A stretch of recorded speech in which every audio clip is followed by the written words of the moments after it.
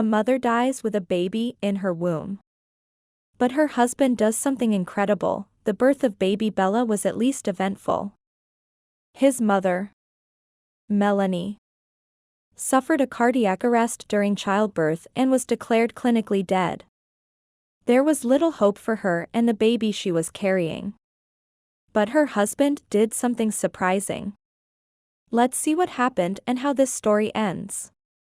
Melanie was pregnant with her second child and couldn't wait to see her daughter. She and her husband were thrilled to have a new member of the family and a little sister for their son, Brady. The pregnancy was going well. And it wasn't until the week that signs of labor began to appear.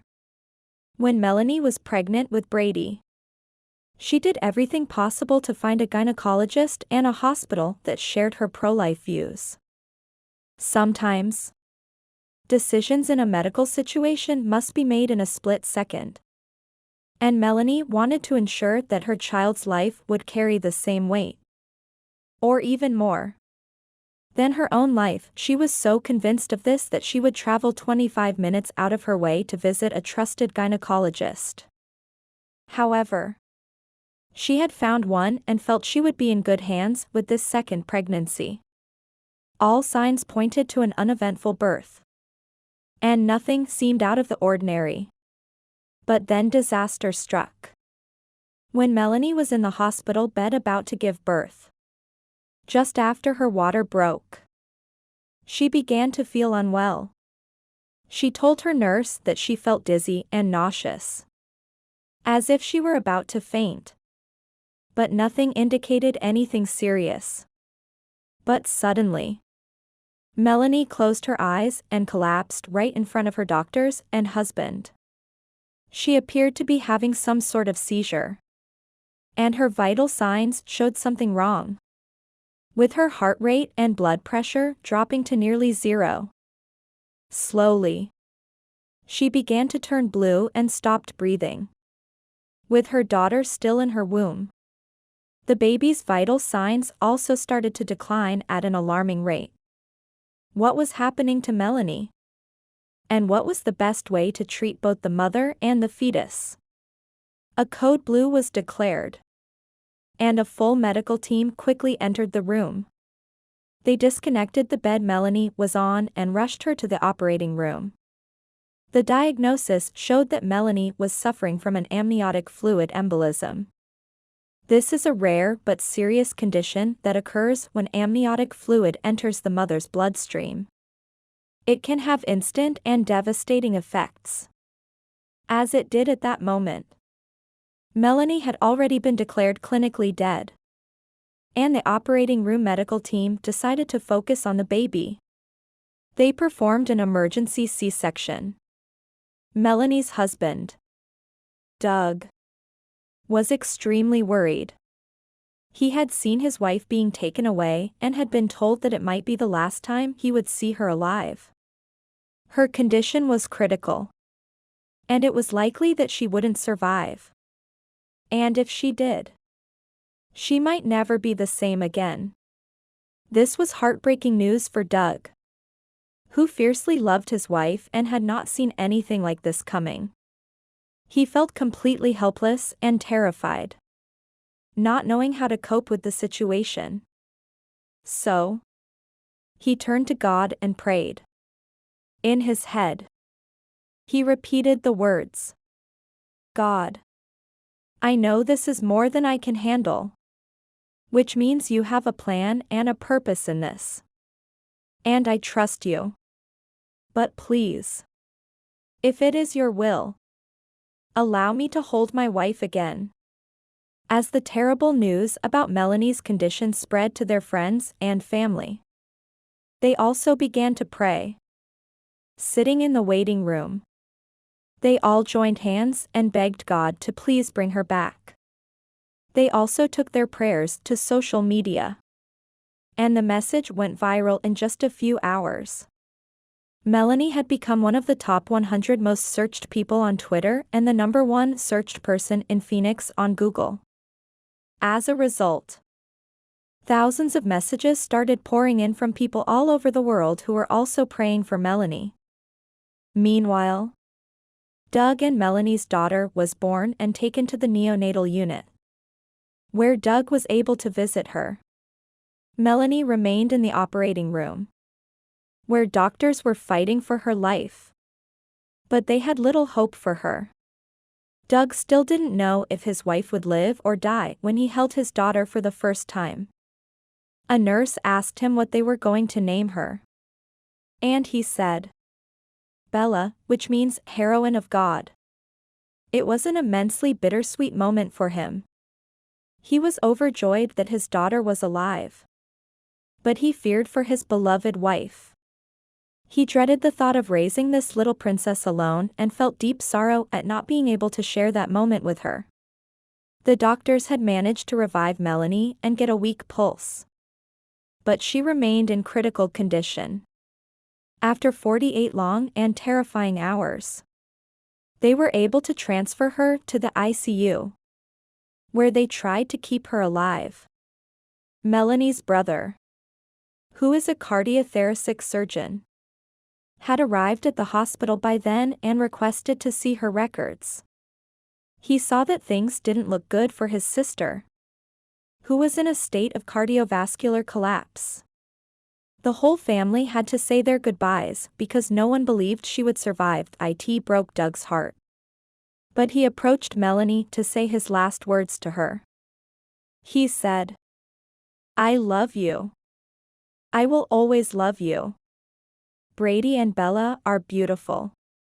And they love you. If you have any fight left, fight. Other family members also expressed their love. And meanwhile, everyone continued to pray. They prayed for Melanie to come back from the brink and for Bella and Brady not to grow up without a mother. With almost all hope lost, prayers were all they had left. But Melanie didn't improve. Instead, her condition only seemed to worsen. She had already received 2 blood transfusions, but her blood kept clotting dangerously. To make matters worse, the doctors realized they had accidentally cut one of her arteries during the C-section, causing internal bleeding that required another surgery to stop.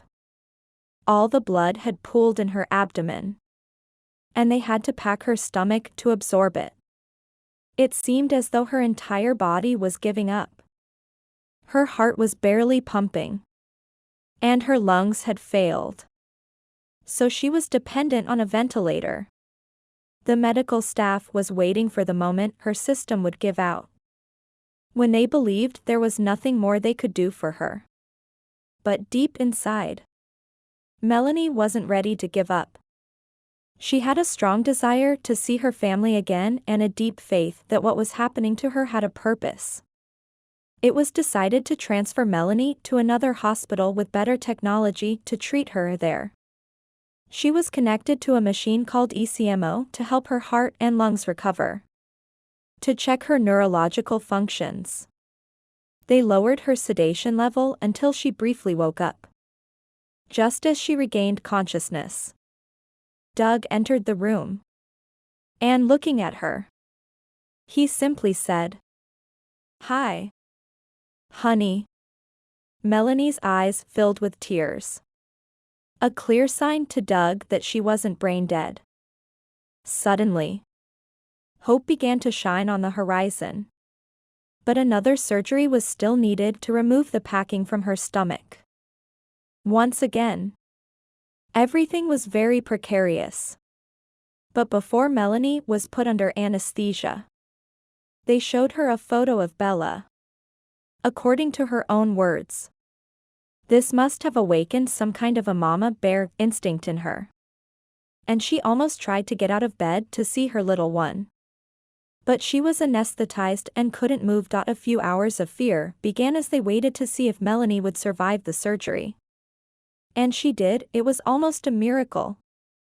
Something none of her doctors had expected.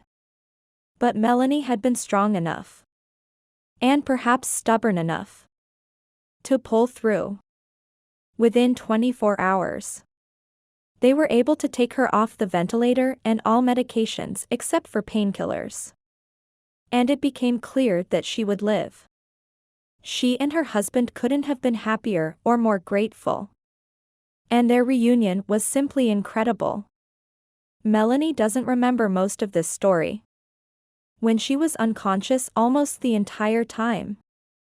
But when she later heard everything that had happened, she was astonished. She had basically died and come back to embrace her family again. She felt an immense sense of relief and humility when she learned about all the prayers said on her behalf and the overwhelming support she had received from so many people. She felt as if her soul was shining. And even today, she gives thanks to God for allowing her to survive this and for allowing her daughter to survive as well, both emerging with their health intact. After watching the first story above, do you have any thoughts? Feel free to share your opinions in the comments section. Now, let's watch another similar story. Ralph, Amy's spouse, was furious that she gave birth to a black kid. He left her without thinking twice. Years later, the unbelievable was revealed. Amy gave a powerful scream, holding on to the hospital bed with both hands. At last, her efforts were rewarded by a newborn's loud cry. She was so tired that she fell onto the bed and started to perspire, dripping sweat down her brow. The infant was given to her by the nurse after being covered in a blanket. Amy was taken aback by the baby's skin tone. She questioned the nurse, perplexed. "Is this my baby? Are you certain?" The nurse confirmed it with a nod. Amy looked around the room at the other medical staff members and saw their bewildered looks. They were as confused as she was.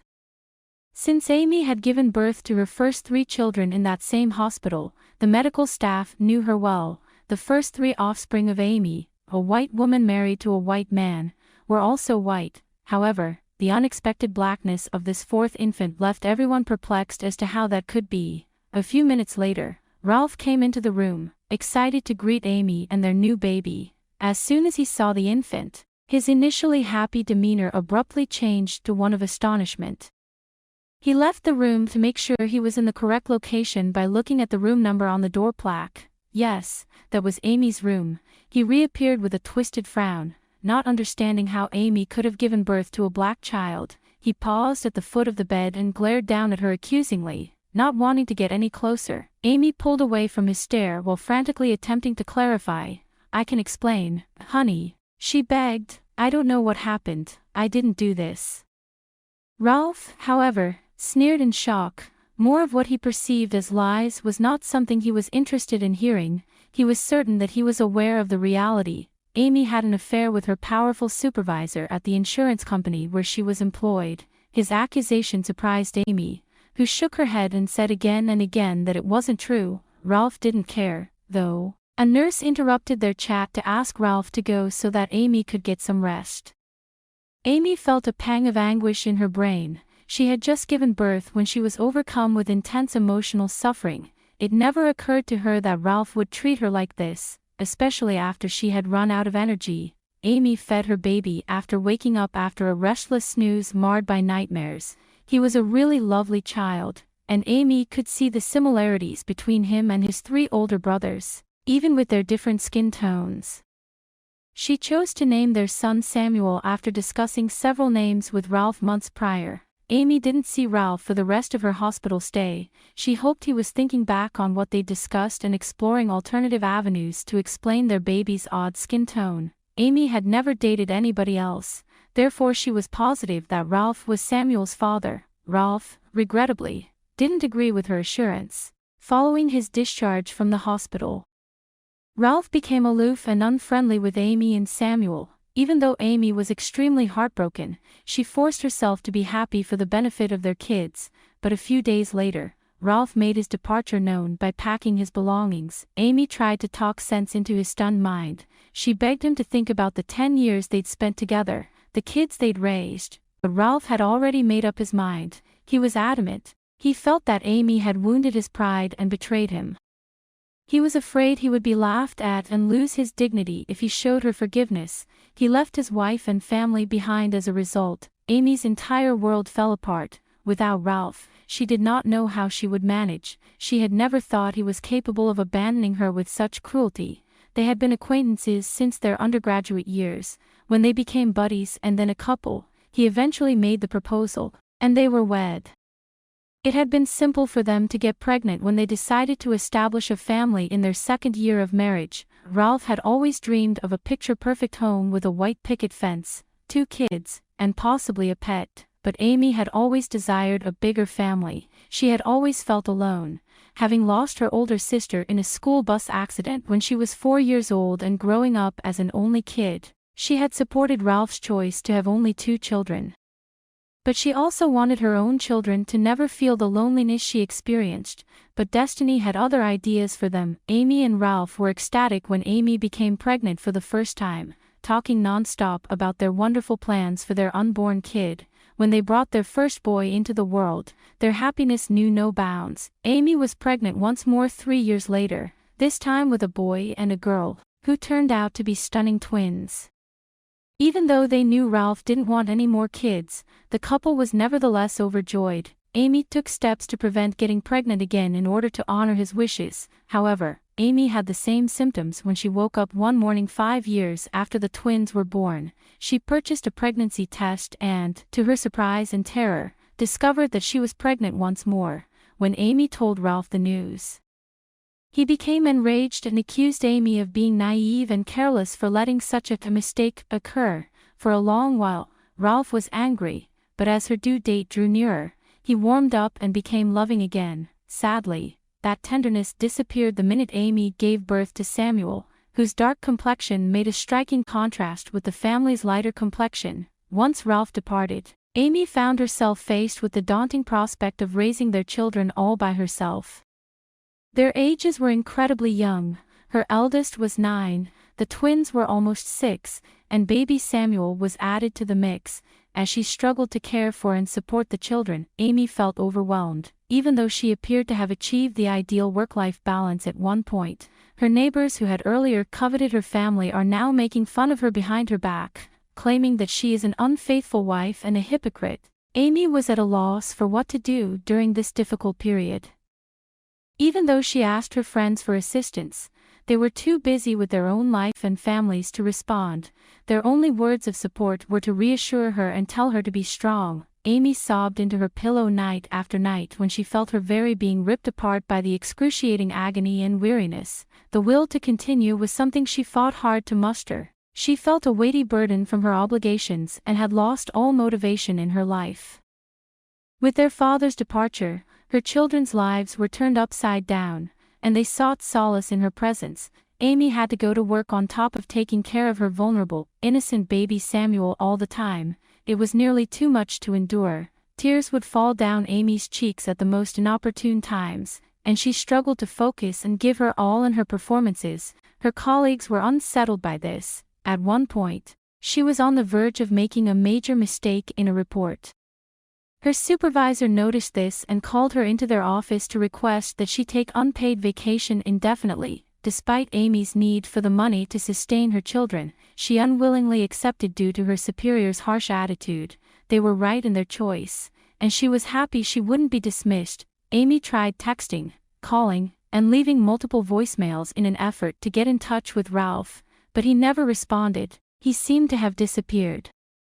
Even when she tried to contact him through social media, she was unable to do so since he had blocked her. Ralph had not paid into their children's support fund for the previous 6 months, which added to Amy's aggravation, rage, and despair. As a result of all the upheaval in her life, Amy was always sad and worn out. She used unscheduled naps as a coping mechanism, which caused her to ignore housework and make a mess of things. Maintaining consistent mealtimes for her children was a hardship for her. Amy overcame her obstacles with the help of her 9-year-old son, Jeremy. Despite his youth, he started helping out around the house. He picked up discarded toys, sorted filthy laundry, vacuumed, and mopped the kitchen floor. Every morning, he would whip up a batch of cereal and some sandwiches to go with them. Jeremy would rock Samuel in his rocker whenever he cried while Amy slept. While this would calm Samuel down on occasion, it would also signal that he needed to eat or change his diaper. To tend to Samuel's needs, Jeremy would gently bring him to Amy, rousing her from her slumber. Unaware of her son's newfound diligence and responsibility, Amy was profoundly impressed by his resourcefulness and commitment to be more present for her kids. Amy started to make more of an effort. She did most of the housework herself. But she did give Jeremy and the twins a few little jobs. After she finished her shopping, she stocked the kitchen's cabinets and fridge with food. No matter how hard she tried, the mere thought of Ralph would cause her to cry on many occasions, since they had made a life together in that house, and he had left without a second thought. It was difficult to forget him. The twins' incessant curiosity about their father, who was 6 years old, only made matters worse. While Jeremy showed great insight by refraining from inquiring about Ralph after the initial weeks so as not to annoy his mother, the twins shown less consideration. 7 months after Ralph's departure, Amy received a meeting request from Philip, the principal of her children's school, a beautiful man of mixed ethnicity. Philip was curious about the problems that the kids were facing. He had noted that they were growing more introverted and depressed, as well as that their academic performance was dropping. Overwhelmed by the circumstances, Amy started crying during the meeting. She felt she could no longer pretend that everything was fine since her heart hurt so deeply. She confided in Philip, telling him that she was having trouble coping and that she felt like she was crumbling since her husband had left. After listening to Amy's story with great empathy, Philip offered to take her and her kids out for lunch and a day at the leisure center. The kids were ecstatic about the trip. They dressed to impress and pledged to behave properly. Philip and Amy carried on their chat as the children had fun. In telling his own experience, Philip disclosed that he had lost his wife to problems during childbirth, but their child, who was Jeremy's age, had survived. He acknowledged that he hadn't raised his kid by himself and that he had gotten a lot of help from a group of people he had discovered. Philip took Amy to their weekly meeting and introduced her to this encouraging group of people. It was a neighborhood of families committed to developing as a unit and helping one another. It comprised several singles as well as married couples with secure homes. Amy had brought baby Samuel along, and everyone was very kind and welcoming. Showing him a lot of affection, they were willing to assist in any way they could. After hearing Amy's story, the largest issue Amy faced was finding a babysitter for her kids while she was at work. Her family needed her to care for them, pay the bills, and renew the rent in 3 months, but her savings were quickly running out. If she didn't get back to work soon, this would happen. As a result, the community's stay-at-home mothers planned a timetable to take care of Amy's kids. 5 mothers volunteered to watch all 4 of the children for 1 day at a time. Amy started to feel more like herself after a few weeks of attending the community events and reaping the benefits of their amazing support. She was excited to start her life over and go back to work. She impressed her bosses by performing better than she had the prior time. She celebrated a 2-fold promotion with the community after surpassing multiple sales milestones. Amy's circumstances steadied a few months later, enabling her to pay for nannies when required. The mothers in the neighborhood kept pitching in, complimenting Amy on her well-behaved kids. Amy wept with appreciation when she voiced her thanks. Since Philip was the principal of her kids' school, she saw him a lot. They had become friends after meeting frequently at the weekly community events. Amy eventually came to the realization that she was always in contact with Philip every day. They exchanged texts, had phone conversations, and went out with their kids together. Amy had grown to be a mother figure the little girl looked up to. Having known Philip's daughter, Amy attempted to remind herself that Philip was a good man and that she appreciated his companionship, trying not to overthink the nature of their growing intimacy. This was her thinking more than a year after Ralph left. Amy found that she and her kids had become accustomed to a peaceful routine. She cooked. They helped out with household duties, and they collaborated on homework. Both their extracurricular and academic achievements were flourishing. As a family, they went grocery shopping and looked out for one another. Amy felt proud of her children's growing closeness, as if they were no longer dependent on Ralph. Amy had another insight as a result of this realization. Ralph wasn't as helpful at home as she had assumed. She thought back on their past together. Her high salary now 3 times what she and Ralph had made together.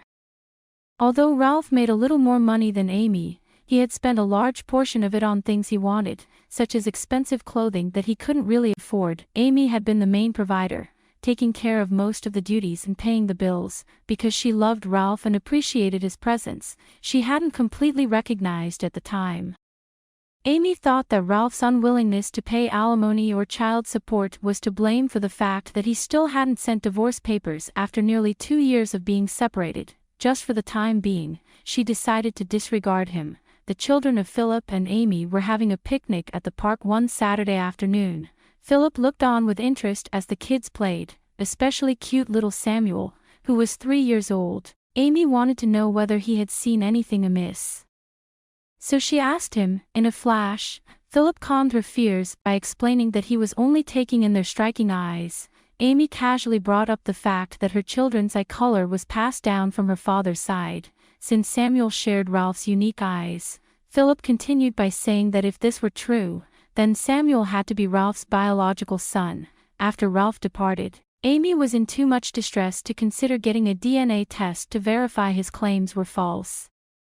But she was driven to find out why Samuel had such dark complexion. After Philip's remarks, Amy arranged for a DNA test to be conducted using a sample from Ralph's old by contacting the hospital. Surprisingly, the results confirmed that Samuel was Ralph's biological son and that his skin color was inherited. Because the word hereditary was foreign to Amy, she sought the doctor's explanation. They went on to say that Samuel's family tree had to have at least one black grandmother. Ralph and Amy had no common ancestry, so Amy was perplexed. Ralph surprised her the following day by calling. He came clean about his mother's recent revelation that his biological father was an engaged black man. His mother was his father's best friend following the man's untimely demise. Up until today, Ralph's mother had never told him that he was born with white skin. Ralph, overcome with an overwhelming need to tell Amy and the kids the truth, begged to go back to them and tell them he wanted to be a dad to Samuel and the rest of them. To the contrary, Amy declined, bringing up his 3-year history of desertion as an excuse. She granted him visitation rights despite the fact that they were divorced. Philip was more popular with the kids than their father. Although they didn't much enjoy his company, Amy and Philip started dating not long after, much to the delight of the children, especially Philip's daughter. After watching the stories above, do you have any thoughts? Feel free to share your opinions in the comment section. If you enjoyed our video, please like, subscribe, and share our channel. That's all about today's stories. See you next time.